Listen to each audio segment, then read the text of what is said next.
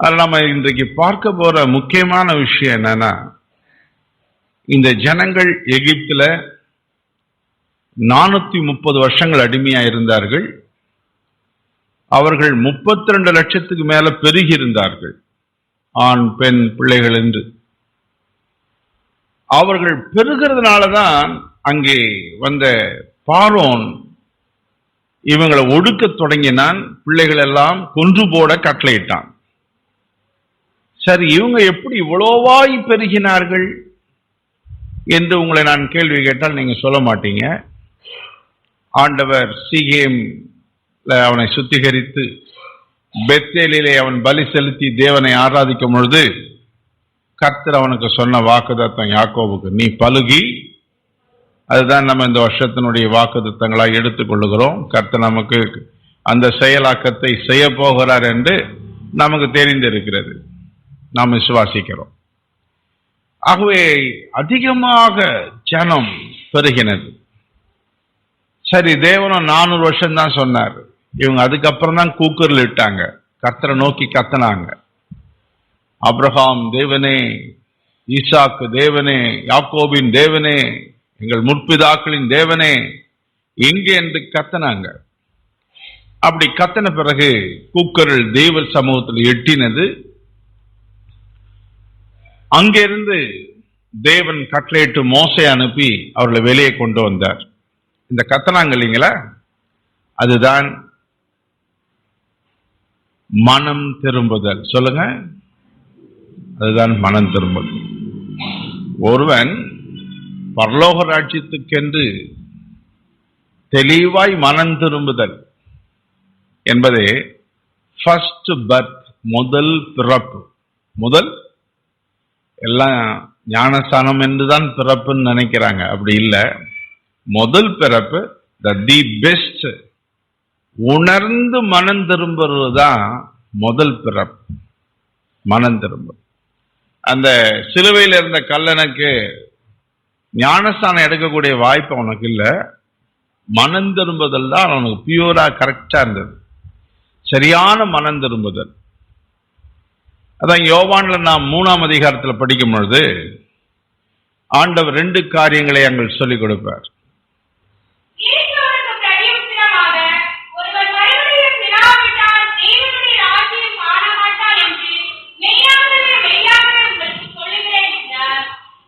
First step, என்னுடைய சுபாவமும் பாவம் தான், அதுவும் எனக்கு வேணாம்.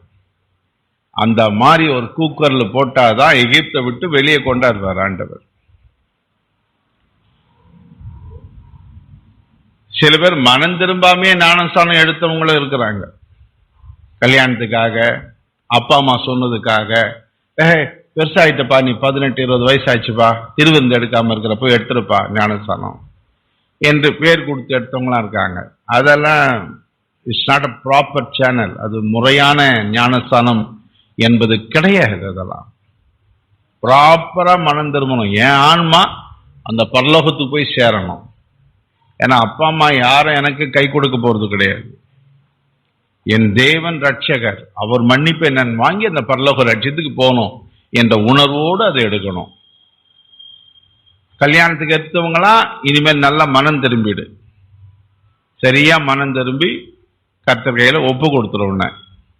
நீ தெரியாம எடுத்திருந்தாலும் அந்த சத்தியத்துக்கு நேராய் கடந்து போயிரு, அது நல்லது. அப்படி கத்துறாங்க, ஆண்டவரே என்ன ஆண்டவரே எப்படி அடிமையா மாட்டிக்கணுமே அப்படின்னு. அடிமை சினிமாக்கு, செல்போனுக்கு, பாவங்களுக்கு, லௌகீகத்துக்கு இந்த டெக்கரேஷன் பண்ணிலாம் சுத்தி நிற்கிறாங்களா நிறைய பேர். இப்படி அப்படின்னு ஒரே அதான் லௌகீகம். சினிமாக்காரன், உலகத்துல என்னென்ன கன்றாவி இருக்குதோ, ஒரு திருமணம் வந்துட்டா போதும், ஐயப்பா கேவலமான ஒரு ட்ரெஸ்ஸிங். நம்ம தேவ பிள்ளைகள், நம்ம யாரு? ஆமா, எதுலயும் மாறக்கூடாது, நார்மலா இருக்கணும், ஸ்டெடியா நிக்கணும். திருமணம் வந்தானா ஒரு தையா தக்கான ஆட போறிய, நீ என்னத்துக்கு ஆடுற? கேவலமானது. நீ மனம் திரும்புதல் உனக்கு சரியா இருந்தா நீ ஏன் போய் முடிய வெட்ட போற? நீ ஏன் புருவத்தை சரிக்க போற? ஒண்ணு செய், மொட்டை அடிச்சு புருவத்தெல்லாம் தடிச்சிட்டு வந்துரு. யாருக்கு பனிஷ்மெண்ட்னா, ஜெயில இருக்கிற லைஃப்ல இருக்கிறவங்களுக்கு, ஜீவகாலமெல்லாம் ஜெயில இருக்கிறவங்களுக்கு, ஆணு பெண்ணுக்கு அதான் மொட்டையும் அடிச்சிருவாங்க, புருவமும் இருக்காது. சுத்தமா தடிச்சிட்டு வந்துரு. எதுக்கு உனக்கு? அவ கட்டுறான், நான் ஜிலு ஜிலுன்னு புடவைய கட்டிக்கின்னு வர. மனம் திரும்பதிலே என்னன்னு தெரியாம வாழற. ஜொங்கு ஜொங்கு ஜொங்கு ஜொங்குன்னு கொலுசு போட்டுக்கணும். திரும்பி பாரு, திரும்பி பாரு, திரும்பி பாரு, என் மூஞ்சா பாரு. ஐய, இதெல்லாம் ஆண்டவர் ஓரேப்பிலே கைட்டி போட சொன்னார். என்ன சொன்னாரு? எங்க போட சொன்னாரு? ஆமா, என் வீட்டு சத்தியமா நான் பேசுறேன். யாருக்கும் சமயத்துக்கு பேசல, நான் உண்மையே பேசுறேன். என்னை ஆதரிச்சா ஆதரி, என்னை வெறுத்தா வெறு. நான் என்னுடைய கடமையை கரெக்டா செய்யறேன். ஏன்னா இங்க வரைக்கும் நீ இருக்கிறதுனா உனக்கு அதுக்கேற்ற மாதிரி சத்தியத்தை சொல்றோம். நீ போய் சேரணும்னு ஆசைப்பட்டா நாங்க சொல்ற சத்தியத்தை அப்படியே கேட்டுக்கோ. கர்த்தர் அருவருக்கிற விஷயம் இதெல்லாம். என்னது அருவருக்கிற விஷயம்? இந்த காதெல்லாம் ஒரு இடம் கொடுக்காம குத்தி போடுறா. ஒரு இடம் பாக்கி இல்லை காதெல்லாம்.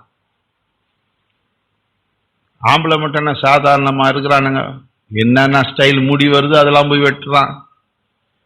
கேவலமா சட்டை போடுறான். இந்த சின்ன பையன் மாதிரி தவுளுன்னு சட்டை போட்டுக்கிறான். வயசானவங்க கூட என்னென்னவோ பண்றான். இந்த பேர் குத்திக்கிறது, சரீரத்தில் கிழிச்சிக்கிறது, இதெல்லாம் தேவன் அந்த நாளிலே கண்டம் பண்ணியிருக்கிறார். வேணா சந்தேகம் இருந்தா படிச்சு காட்டுங்க கொஞ்சம். உங்கள் தலைமயிரை சுற்றி ஒதுக்காமலும் தாடியின் ஓரங்களை சுத்திகரியாமலும் செத்தவனுக்காக உங்கள் சரீரத்தை கீறிக் கொள்ளாமலும் அடையாளமான எழுத்துக்களை உங்கள் மேல் குத்திக் கொள்ளாமலும் இருப்பீர்களாக. நான் கர்த்தர். லேவியராகமம் 19:28-29 படிங்க எல்லாரும். இது மட்டும் இல்ல, இப்ப என்ன செய்யறானோ, என்ன செய்ய போறானோ, அதுக்கெல்லாம் கூட கர்த்தர் பிரமாணத்தை போட்டு இந்த மாதிரிலாம் இருக்கக்கூடாதுன்னு சொல்லி ஆண்டவர் வடிவமைத்திருக்கிறார். நல்ல கவனமாக சத்தியத்தை உற்று பாருங்கள், வசனத்தை. அதனால நீங்க கேர்ஃபுல்லா இருந்தாதான் இதெல்லாம் தப்பிக்க முடியும். நீங்க எந்த வாழ்க்கையில் இருக்கிறீங்கன்னு தெரியாம நான் ஆண்டவருடைய பிள்ளைன்னு சொன்னா அது கேவலமானது. அர்த்தம் தெரியாத ஒரு வாழ்க்கை, அர்த்தம் தெரியாத ஒரு வாழ்க்கை. இஸ்ரேல் ஜனங்களை அங்கிருந்து அப்படியே புறப்பட்டு வரும்போது செங்கடல்லாம் இருந்தாங்க, ஆனாலும் திருந்தல. ஓரேப்பில் வர்றது மாதிரி 33:5 யாத்ராகமம் படிங்க. ஏனென்றால் நீங்கள் வணங்கா கழுத்துள்ள ஜனங்கள், நான் ஒரு நிமிஷத்தில் உங்கள் நடுவில் எழும்பி உங்களை நிர்மூலம் பண்ணுவேன். ஆகையால் நீங்கள் போட்டிருக்கிற உங்கள் ஆபரணங்களை கயிற்றி போடுங்கள், அப்பொழுது நான் உங்களுக்கு செய்ய வேண்டியது அறிவேன் என்று இஸ்ரவேல் புத்திரருக்கு சொல் என்று கர்த்தர் மோசேயோடு சொல்லி இருந்தார். ஃபர்ஸ்ட் ஸ்டெப்பே மனம் திரும்புதல். சொல்லுங்க சொல்லுங்க. ஆமா, என் குணம் சரியில்லை, என்னுடைய பழக்க வழக்கம் சரியில்லை, சினிமாவுக்கு போறேன், அசிங்கமானதை பேசுறேன், வேசித்தனம், விபச்சாரம், எதுவா இருந்தாலும் என்னுடைய கேரக்டர் சரியில்லை. ஐயோ வானாப்பா, நான் மன்னிச்சு, என்னுடைய ராஜ்யம் எனக்கு வேணும், என் ஆன்மா அழியக்கூடாது, நான் பாதாளத்துக்கு போக கூடாதுன்னு சொல்லி ஒரு மனம் திரும்புதல் தான் எகிப்தை விட்டு வெளியே வர்றது. அந்த யோவான் 3 நீங்க படிச்சீங்கன்னா அடுத்த ஸ்டெப் தான் சொல்வார். ஒருவன் ஜலத்தினாலும் ஆவினாலும் பிறவாவிட்டால் தேவர் ராஜ்யத்தை காண மாட்டான். இயேசு பிரதி உத்தரமாக, ஒருவன் ஜலத்தினாலும் ஆவியினாலும் பிறவாவிட்டால் தேவனுடைய ராஜ்யத்தில் பிரவேசிக்க மாட்டான் என்று மெய்யாகவே மெய்யாகவே உங்களுக்கு சொல்லுகிறேன். 3 பர்த். எத்தனை பர்த்? ஆமா. அட சாமி, நான் ஒரு பிறப்பையும் பிறக்கல, நான் சினிமா காரணத்தை பத்தி பார்த்துன்னு இருக்கிறேன், அதையே போட்டு நான் சுத்தின்னு இருக்கிறேன் என்று இருக்கிறவர்கள் எகிப்து விட்டு வெளியே வராதவர்கள். எகிப்து விட்ட வராதவர்கள். ஆண்டவர் அவங்களை எடுத்த உடனே அந்த ஜனங்களுக்கு வனாந்தரத்தை தான் கட்டளையிட்டார். வனாந்தரம் எதற்கு?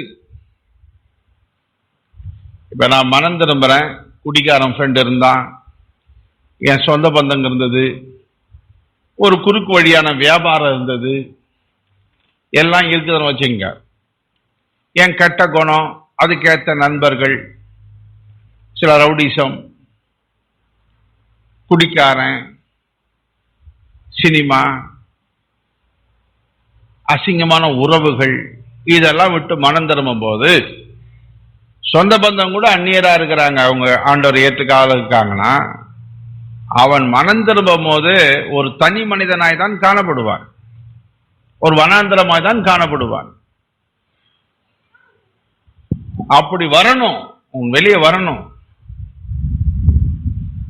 அதுக்கு பேர் வேறு பிரிதல். சொல்லுங்க, சொல்லுங்க எல்லாரும், வேறு பிரிதல். எகிப்தை விட்டு வெளியே வருதல். சொல்லுங்க. ஆமா.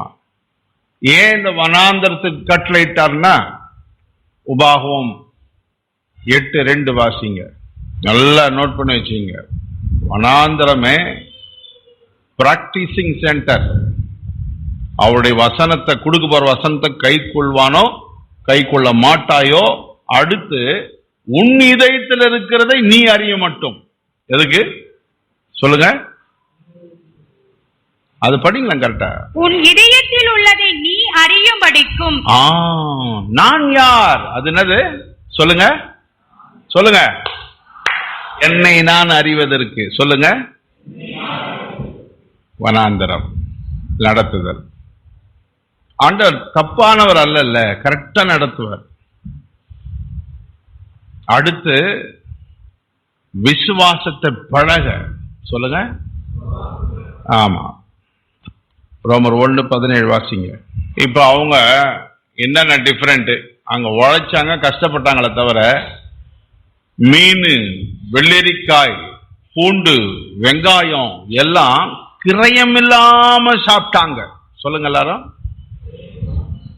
மீன், சொல்லுங்க சத்தமா, வெள்ளரிக்காய், கொமட்டிக்காய், வெங்காயம், பூண்டு, இன்னும் பல உணவுகளை கிரயம் இல்லாமல் வாங்காம சாப்பிட்டாங்க. யாரு? இப்ப பாருங்க, என்னாகும்? 11:5 படிங்க. நாம் எகிப்திலே கிரயம் இல்லாமல் சாப்பிட்ட மச்சங்களையும், வெள்ளரி காய்களையும், கொம்மட்டி காய்களையும், கீரைகளையும், வெங்காயங்களையும், வெள்ளை பூண்டுகளையும் நினைக்கிறோம். எல்லாத்தையும் நினைக்கிறோம். எங்க நினைக்கிறாங்க? இப்போ வனாந்தரத்துல. நல்லா புரிஞ்சுக்கங்க, இந்த விசுவாச பாதைக்கு மனம் திரும்பி ஒப்பு கொடுத்தவங்களுக்கு எல்லாருக்கும் வனாந்தரங்களையோ தேவ நடத்துற விதங்களுக்கோ போகும்பொழுது பழைய வாழ்க்கையை நினைச்சு வருத்தப்படக்கூடாது.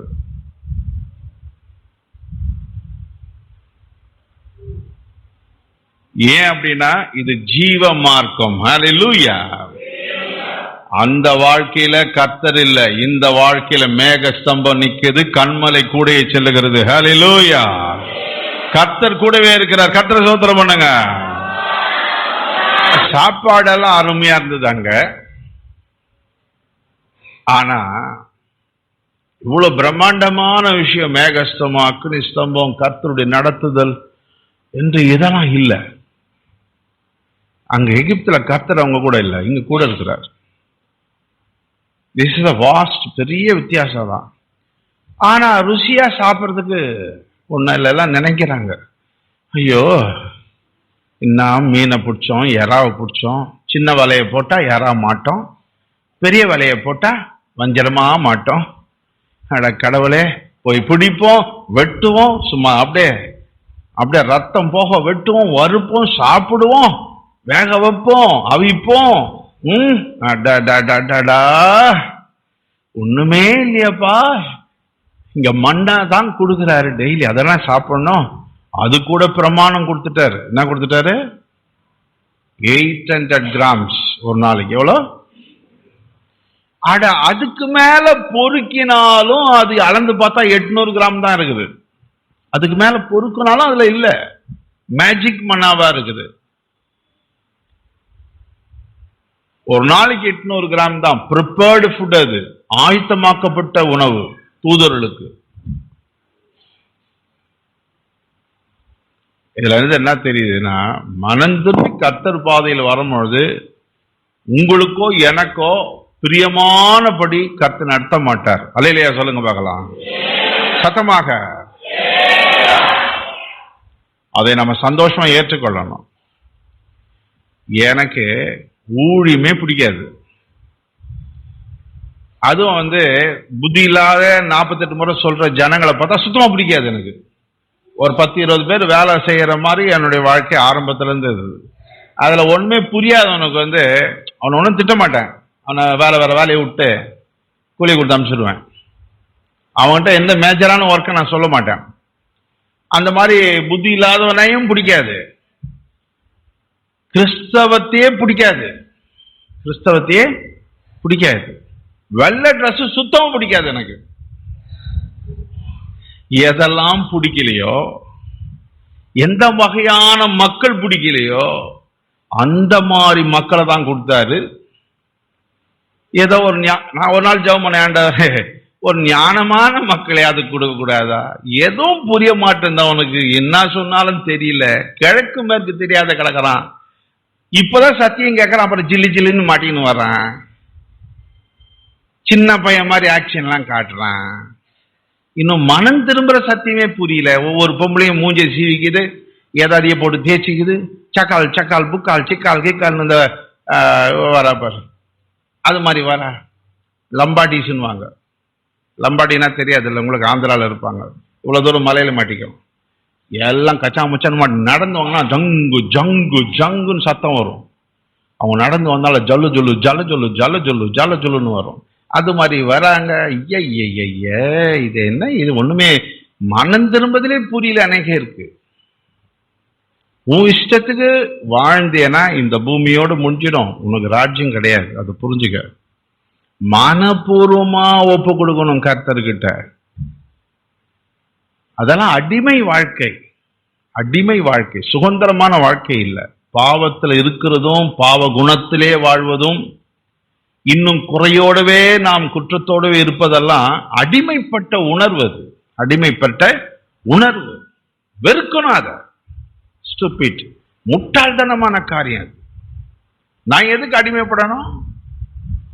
என்னை கர்த்தர் விடுதலை ஆக்கி இருக்கும் போது நான் எதுக்கு அடிமைப்படணும்? எதுக்காக நான் மனம் திரும்பினேன்? அந்த வாழ்க்கையிலே நான் போவேன். அது மண்ணாவா இருக்கட்டும், வனாந்திரமா இருக்கட்டும், தண்ணியா இருக்கட்டும், எதை கொடுக்கிறாரோ அவரோட நான் போவேன். அல்லேலூயா. வருத்தப்படுறாங்க, ஐயோ இல்லையே, வெங்காயம் இல்லையே, கொமட்டிக்காய் இல்லையே, மச்சங்கள், மீன் வகை, எறா சுறா புறாலாம் இல்லையே. வருத்தப்படுறாங்க, வேதனைப்படுறாங்க, நினைக்கிறாங்க. அப்படின்னா இந்த விசுவாச பாதையில வனாந்தரத்துல உங்களுக்கு பிரியமானபடிலாம் கிடைக்காது. எனக்கு பிரியமானபடிலாம் எனக்கு கிடைக்காது. 3 நேரத்துக்கு வந்த பிறகு அருமந்தையை தான் ஃபர்ஸ்ட் ஸ்தாபிக்க வந்தேன், சபையை. 3 நேரத்துக்கு. அதுக்கு முன்னாடி நிறைய சர்ச்சைகளை ஸ்தாபிச்சு குரூப்ல இருந்தேன், லீடரா இருந்தேன். ஒவ்வொரு மார்நாதா, ஏசிய சர்ச் என்று நிறைய கொடுத்துருக்குறோம். இங்க வரும்போது கர்த்தர் சொன்னாரு, இதை நீ ஸ்தாபனமாக்கணும் அப்படின்னு என்னை 3 நேரத்துக்கு என்னை கொண்டு வந்துட்டாரு. அப்படி வரும்போது எனக்கு கட்சியதெல்லாம் இங்க நிறைய பூசணிக்காய், சொரக்காய், முருங்கைக்காய், இதெல்லாம் எந்த காவும் பிடிக்காது எனக்கு. பசி வேற. 3 நாள் 4 நாள் தங்கி இங்க ஸ்தாபிக்க வந்திருக்கிறேன். சரி, டேய் எங்க பக்கத்து வீட்டு கடையை வாங்கடா, இந்த எதிரம்மா நாடற மாட்டேன் வாங்கி கொடுத்தேன். அந்த பூசணிக்காய் வெட்டினேன். இவன் கூட இருக்கிறவனுக்கு ஒன்றும் தெரியாது. 2-3 மிளகாய் இதெல்லாம் கொஞ்சம் வாங்கிக்கினேன். அங்கேருந்து நல்லா காரமாக உள்ள போட்டு உப்பு போட்டு வேக வச்சு சோத்தை பொங்க வச்சு காணிக்கு அரிசி கொடுத்துருந்தாங்க. சொங்க வச்சு பூசணிக்காவலே தான் என் விசுவாசம் போச்சு. எனக்கு எது பிடிக்காதோ அன்னைக்கு பழகம் தான் இன்னைக்கு சூப்பரா சாப்பிடுவேன். சொரக்காய், பூசணிக்காயெல்லாம். இங்க 3 நேரம் வர வரைக்கும் என்னுடைய உணவு என்னன்னா காய்கறி எல்லாம் இருக்கும். இந்த காய்கறி இல்ல, பீன்ஸ், கேரட்டு, உருளைக்கிழங்கு, நூக்கல், பீட்ரூட்டு, அவரைக்காய், இந்த காய்கறி தான்.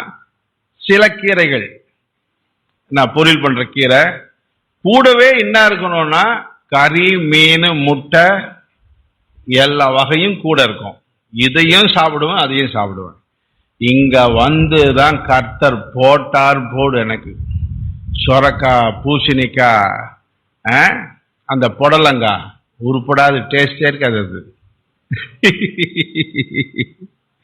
அதெல்லாத்தையும் அனுபவித்து என்ன பண்ண வந்தாச்சு கர்த்தர்கிட்ட. ஆண்டவர் என்ன கொடுக்கிறாரோ சரி, இப்படிதான் கிடைக்குது. சரி, ஜனங்க நிலவரம் என்ன? இன்றைக்கு உங்களுக்கு இப்ப இருக்கிற சந்ததிக்கு யாருக்கும் தெரியாது. உங்க அப்பா அம்மா உங்களுக்கு சொல்லியிருக்க மாட்டாங்க. உங்க தாத்தா பாட்டி, உங்க அப்பா அம்மா எல்லாம் பரம இழைங்க. எப்படிப்பட்ட இழைங்க? அருமந்தையில் இருக்கிறவங்க சொல்லுங்க, சொல்லுங்க எல்லாரும். பரம இழைங்க. ஏன் அப்பா அம்மா சொல்ல மாட்டாங்கன்னா, அவங்க பெருமை உள்ளவங்களா இருக்கிறாங்க. நிறைய பேர் பெருமை. நாங்களாம் இருக்கிறத எல்லாம் சொல்லுவோம் பிள்ளைங்கள்கிட்ட, நீங்க சொல்றது இல்லை. அதனால நான் சொல்லி தரேன். உங்க அப்பா அம்மா இப்ப உட்காந்துக்கிறாங்களா, அப்பா அம்மா பரம பிச்சைக்கார குடும்பங்கள். ஒரு நாளைக்கு ஒரே முறைதான் சோறாக்குவாங்க. அவங்கள உட்கார வச்சுன்னு தான் சொல்றேன், பின்னாடி பேசல. ஒரு நாளைக்கு ஒரே முறைதான் சோறாக்குவாங்க. சில டைம்ல 2 நேரம் சோர்வாக்குவாங்க. ஞாயிற்றுக்கிழமை ஒரு நாள் கறி கிடைக்கும். ஞாயிற்றுக்கிழமை இதான் நிலைமை. ஒரு வீட்டுல சைக்கிளை பார்க்க முடியாது. ஒரு வீட்டுல எனக்கு காணிக்கை எவ்வளவு தெரியுமா தருவாங்க? ஞாயிற்றுக்கிழமையில வருவங்க ஒரு 20 பேர் 30 பேர். எலியான்னு ஒருத்தர் இருந்தார், லேயாளுடைய சொந்தக்காரர். அவர் தான் எடுப்பார், நாங்க எடுக்கிறது இல்லை. ஏன்னா இது மாதிரி இருக்கும் போது காணிக்கையை போடுன்னு சொல்றோம், எங்களுக்கு மனசு இல்லை. என்னைக்கு ஆசீர்வதிக்க போடுறீ அப்புறம் போடுன்னு நாங்க விட்டுறோம். எங்களை கர்த்தர் நடத்தின்னு இருக்காரு. அவர் எடுத்தார். எல்லாரும் போட்டு ₹2.30. எவ்வளோ சொல்லுங்க? ₹2, ₹2.30, ₹3.60. இன்னும் நோட்டு இருக்கும், எழுதி வச்சிருப்பார். அவர் எண்ணி கொடுப்பார். இதுல நாங்க 5 பேர் என்னையா சாப்பிட்டு எப்படியா வாழ முடியும்? இன்னைக்கு ஒரு ஊழியக்காரனை எப்படி அனுப்பிச்சா, இப்ப ஜான் பாலு நம்ம இவங்கெல்லாம் இருக்கிறாங்க, ஊழியக்காரெல்லாம் அனுப்பிச்சு அப்பா இந்த மாதிரி போய் செய்யுங்கன்னா செய்வாங்களா ஓடுவாங்களான்னு தெரியாது.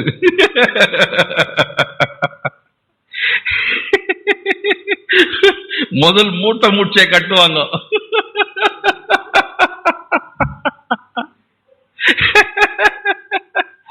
ஆனால் எனக்கு கர்த்தருடைய விசுவாசத்துல இருந்ததுனால சபை வச்சு நான் விசுவாசத்தை பழகல. நான் பழகிறது 93 91 இருந்து விசுவாசத்தை பழகிறேன். இந்த சர்ச்சை வந்தது 96 தானே. அதனால சபையை வச்சு விசுவாசம் பழகல. ஆனா நான் ஜாலியா இருப்பேன், ஊழியம் பண்ணிட்டு எஜமான் கிட்ட கேட்பேன்.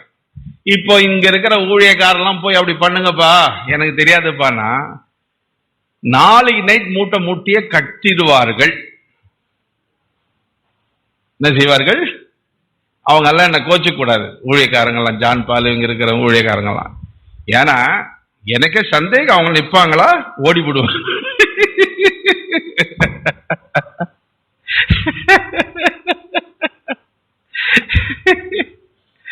தேவனுடைய பிள்ளைகளே,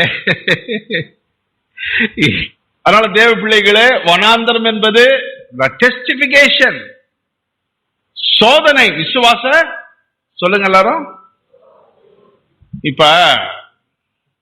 இப்ப நீங்க போனோன்னு இங்க எங்கன்னா தேவையானதை வாங்கி வீட்டுக்கு போயிருவீங்க. அவங்க 32 லட்சம் போறாங்க, சூர் வனாந்தரத்துல என்ட்ரா ஆகுறாங்க.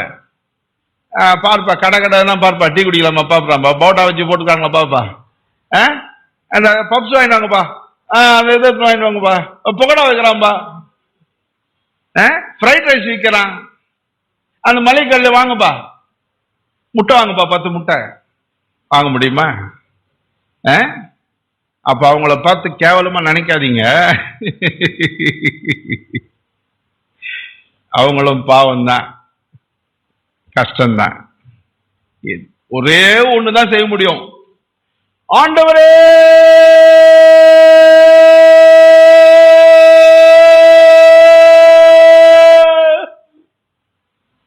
இதான் செய்ய முடியும். எங்கேயும் ஒண்ணும் கிடையாது. எங்க பார்த்தாலும் என்னதான் இருக்குது சொல்லுங்க எல்லாரும், எங்க பார்த்தாலும் சொல்லுங்க எல்லாரும். எங்க பார்த்தாலும் மண்ணு தயா இருக்குது. யோ மோசே என்னையா இது?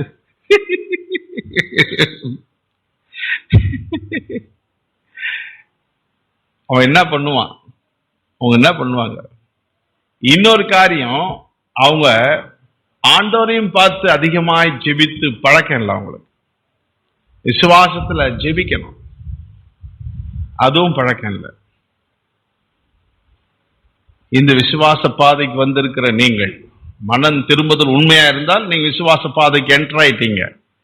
விசுவாசத்துல ஜீவிக்கிறவங்க அத்தனை பேரும் இல்லாததை பற்றி வருத்தப்பட வேண்டாம். காண்கிறத வைத்து நீங்கள் சந்தோஷப்பட வேண்டாம். இல்லாததை பற்றி வருத்தவும் பட வேண்டாம். தேவன் நடத்துதலை பற்றியே எதிர்பாருங்கள். தேவன் நடத்துதலை பற்றியே எதிர்பாருங்கள்.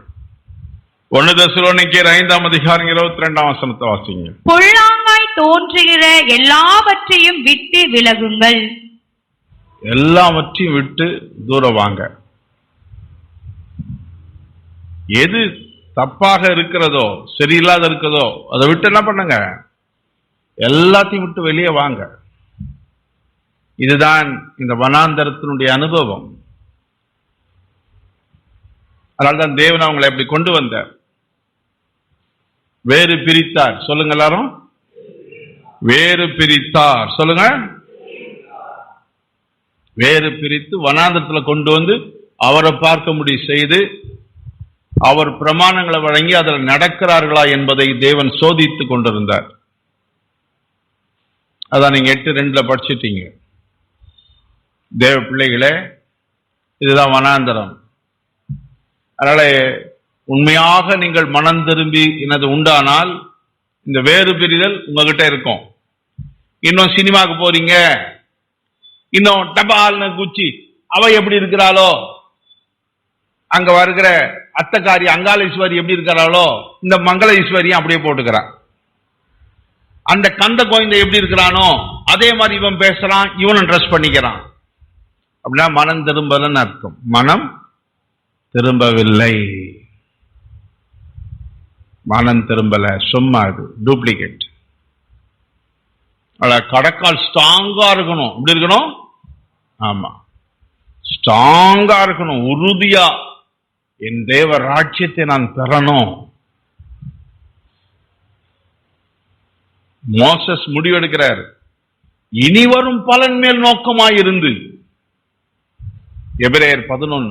அனித்தியமான பாவ சந்தோஷங்களை அனுபவிப்பதை பார்க்கிலும் தேவனுடைய ஜனங்களோட துன்பத்தை அனுபவிப்பதையே தெரிந்து கொண்டு வரும் பலன் மேல் நோக்கமாயிருந்து எகிப்தில் உள்ள பொக்கிஷங்களிலும் கிறிஸ்துவின் நிமித்தம் வரும் நித்தியத்தை அதிக பாக்கியம் என்று எண்ணினான்.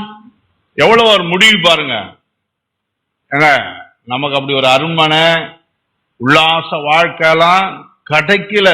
ரோடா பைக் தெரிஞ்சு சிரிச்சிட்டு இருக்கிறான். எங்கெங்க அலையிறாங்க ஒவ்வொரு ஆளுங்களும். யாரு? கிறிஸ்தவன் சொல்றேன். கிடைக்கல. ஆனா இவன் முடிவு பண்றான் பாருங்க. That is a selection. தெரிந்து கொண்டான். சொல்லுங்க எல்லாரும், தட் இஸ் a maturity. அபிஷேகம் அவன் மேல கிரியை செய்திருக்குது. தேவ உணர்வு அவனுக்குள்ள கிரியை செய்திருக்குது. தெளிவான ஒரு கிரியை.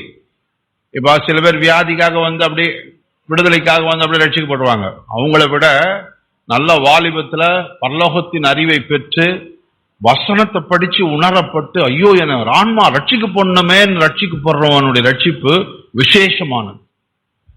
ஏன்னா அவன் உடம்பு சரியில்லாத பிசாசு பிரச்சனையோடு வறுமையோடு வந்தவன் இல்ல, தேவ ராஜ்யத்துக்காக வந்தவன். ஹல்லேலூயா, சத்தமாக. ரட்சிப்புல வந்து பரலோகத்துக்காக மனம் திரும்புகிறவர்கள் தான் சூப்பர் டெரிபிள். மோசஸுடைய பேசிக்கா பாத்தீங்கன்னா, என்னடா இது, இதெல்லாம் ஒரு குப்பை, என் தேவன் பெரியவர், இனி வரும் பலன் மேல் நோக்கமாய். சொல்லுங்க எல்லாரும், பரலோக ராஜ்யத்தை சொல்லுங்க. என்னுடைய ஆன்மா வாழணும், நான் வாழணும், என் ஜனத்தோடு இருக்கணும், நான் என் ஜனத்தோடு என் தேவனோடு வாழணும். என் தேவன் பெரியவர், என் ஜனம் பெருசு, தேவன் கொடுக்கிற ராஜ்யம் பெருசு. கர்த்தர் ஸ்தோத்திரம் பண்ணுங்க பார்க்கலாம். எவ்வளவு ஒரு தெளிவான முடிவு. இந்த மாதிரி வரும்போதுதான் நீங்க உலகத்தை எட்டி ஒதிப்பீங்க. என்ன செய்வீங்க? ஆமா, எப்போ அப்படியே நழுவி வருமோ உலகம் என்கிட்ட நினைக்கிறீங்க. ஒரு சிலர் எங்கே அப்படியே கொஞ்சம் லௌகிகம் கிட்ட வருமானு பாக்குறீங்க. நீங்க இனிமேல் இந்த சத்தியங்களை கேட்கிறவர்கள் உலகத்தை எட்டி உதைங்க. என்ன செய்யுங்க? மோசஸை உதறி தள்ளிட்டு அவன் போயிட்டான், எகிப்து விட்டு போயிட்டான். இதெல்லாம் எனக்கு வேணாம் அப்படின்னு மீதியான் தேசத்துல இருந்தான். 40 வருஷம் அங்க இருந்தான். இங்க 40 வருஷம் இருந்தான் எகிப்துல. இந்த எகிப்து வாழ்க்கையை வானான்னு போயிட்டான். அவனை குறித்து வேதம் அவ்வளவு தெளிவா சாட்சி கொடுக்குது. 40 வருஷம் அங்க இருக்கும் பொழுது 80 வயசு ஆகும்போது தான் கர்த்தர் அவனை அழைச்சு இந்த ஊழியத்தை கொடுக்கிறார். ஏன்னா அந்த ஆன்மா அசிங்கமான ஒரு ஆன்மா இல்லை, சமயத்துக்காக மாறுகிற வாழ்கிற ஒரு ஆன்மா இல்ல, வழுவி போற இருதயம் அவன்கிட்ட இல்ல. அவன் இருக்கிறது எனக்கு தேவனுக்காக வானான்னு உதறி தள்ளுறான். அதனால்தான் அவனை செலக்ட் பண்றாரு. இவன் தான் எனக்கு வேணும் அப்படின்னு. இன்னைக்கு ஊழியன்னா அந்த மாதிரி ஆளுகிட்ட தான் பொறுப்பை கொடுப்பார், நிறைவேற்றுவார். சும்மா எச்சையா பச்சையா கொட்டங்கச்சி தண்ணியில கவர்ற ஆளு, கொஞ்சம் பணம் வந்துட்டா ஜில்லு ஜில்லு ஜில்லுன்னு போட்டுக்கணும் ஒரே ஆட்டம் ஆடுற ஆளு, கொஞ்சம் சோறு கஷ்டம் துணுக்கு அப்படியே ஆன்னு தூங்குற ஒரு ஆளு, இவனெல்லாம் ஊழியத்துல பிரகாசிக்க மாட்டார்.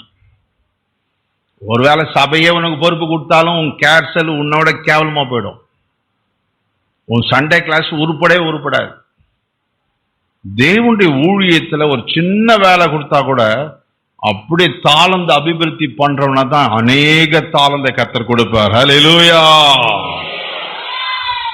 உங்க மனநிலைகள் எல்லாம் அதிகபட்சம் நான் சொல்றேன், இந்த சைட்ல இருக்கிற எல்லாருடைய மனநிலையும் நாளைக்கு இந்த மனநிலை உனக்கு கிடையாது, நைட்டுக்கே மாறும்.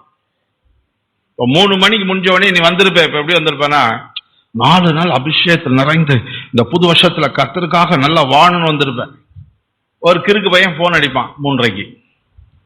என்ன மச்சான் எங்க போயிட்ட? இல்லப்பா அதான் எதிர்பார்த்தேன், உங்ககிட்ட தான் போனேன், எதுவும் சொல்லியா? ஒரு முக்கியமான இடத்துக்கு வந்திருக்கிறேன். சரி சீக்கிரமா நாளைக்கெல்லாம் ஜாலியா போலாம்.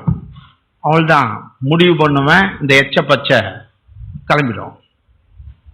நாளைக்கு பார்த்தா அவன் ஆளுக்க மாட்டான்.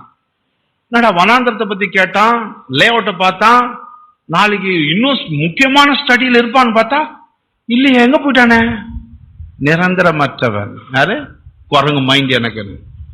ஆனால் அதை தாண்டி என் தேவன் நடத்துற விதத்தில் நான் நிற்பேன், அபிஷேகத்தை பெறுவேன், இந்த வருஷம் கனி கொடுத்தே தீருவேன் என்று நின்னியனா கர்த்தர் உன்னை நடத்துவார். ஹல்லேலூயா.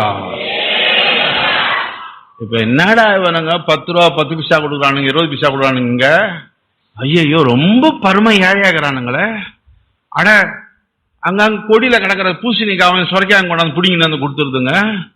எம்மா இதை வச்சு நான் என்னடா சாப்பிட முடியும், என் குடும்பத்தை எப்படா காக்க முடியும்னு சொல்லி யோசித்து ரன்னிங் பண்ணி இருந்தேன்னா என்ன இருக்கும்? ஊழியம் இருக்குமா? சொரக்காவோ பூசணிக்காவோ 10 பைசாவோ 20 பைசாவோ தேவனுடைய சித்தத்தை நிறைவேற்றியே தீருவேன். ஹல்லேலூயா. சாவரணும் வாழணும். சொல்லுங்க, சாவரணும் வாழணும். கர்த்தர் சொன்னதை நிறைவேற்ற தயார். நிக்கணும். என்ன செய்யணும் சொல்லுங்க? காமின் சந்ததிக்கு நிலை நிக்கிற புத்தி கிடையாது. சொல்லுங்க எல்லாரும்.